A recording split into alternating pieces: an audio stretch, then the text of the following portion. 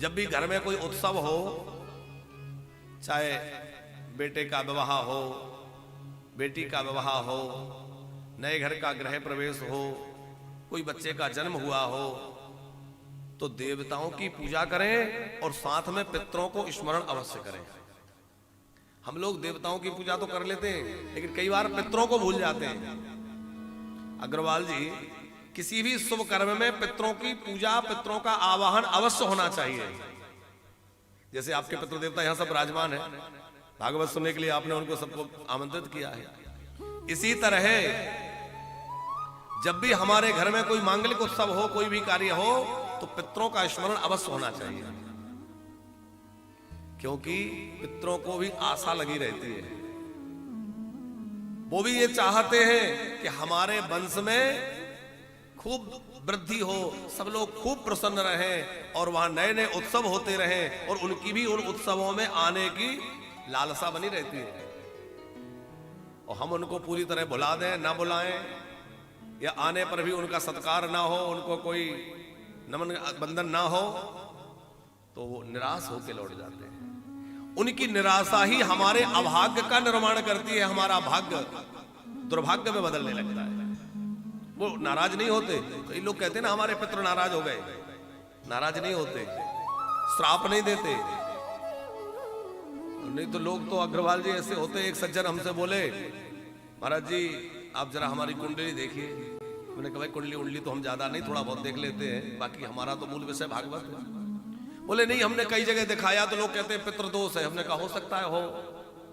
तो वो लंबी सांस लेके क्या बोले, बोली ये पितृ भी ना जीते जी तो परेशान करे सो करे, मरने के बाद भी पीछा नहीं छोड़ रहे।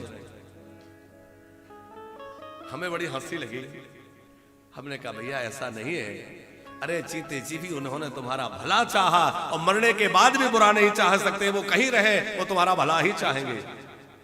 लेकिन जब वो निराश होकर लौटते हैं ना, तो उनकी वह निराशा ही हमारे लिए दुर्भाग्य बन जाती है। इसलिए समय समय पर कोई त्योहार हो, कोई पर्व मनाया जा रहा हो, कोई उत्सव मनाया जा रहा हो, तो देवताओं के साथ में पितरों का अर्चन अवश्य करें। नंद बाबा ने पहले क्या किया, कारयामास विधिवत पितृ देवार्चनम तथा। पहले पितरों का अर्चन किया, फिर देवताओं का अर्चन किया। पितरों का पूजन पहले। और नांदी श्राद्ध आदि के लिए तो इतना कहा गया है कि मान लीजिए किसी के घर में बेटे या बेटी का विवाह होने वाला है। अब विवाह आदि कार्य ऐसे होते हैं कि रोके नहीं जा सकते। मान लीजिए बीच में कोई सूतक आ जाए, पातक आ जाए, तो विवाह तो नहीं रुकेगा। अब विवाह के 3 दिन पहले परिवार में किसी बच्चे का जन्म हो गया, या दुर्भाग्य से किसी परिवार में कोई ऐसी घटना घट गई, किसी की मृत्यु हो गई, और विवाह सुनिश्चित है, बारात आने वाली है। अब आप बताइए क्या करेंगे, सूतक लग जाएगा कि नहीं? देवताओं का पूजन कैसे होगा, लोगों का भोजन कैसे होगा, वो अग्नि के फेरे कैसे होंगे? तो उसके लिए भी हमारे शास्त्रों ने यही व्यवस्था दी है कि नांदी श्राद्ध पहले कराया जाता है। और नांदी श्राद्ध जब संपन्न हो जाता है विधि पूर्वक, तो फिर जिस व्यक्ति ने नांदी श्राद्ध किया है उसको सूतक स्पर्श नहीं करता, जब तक कि वो कार्य संकल्पित कार्य सिद्ध ना हो जाए। 1 महीने पहले भी नांदी श्राद्ध किया जा सकता है। नांदी श्राद्ध माने पितरों का अर्चन, वृद्धि श्राद्ध उसको बोलते हैं। पितरों का अर्चन हो गया, पर सूतक नहीं लगेगा।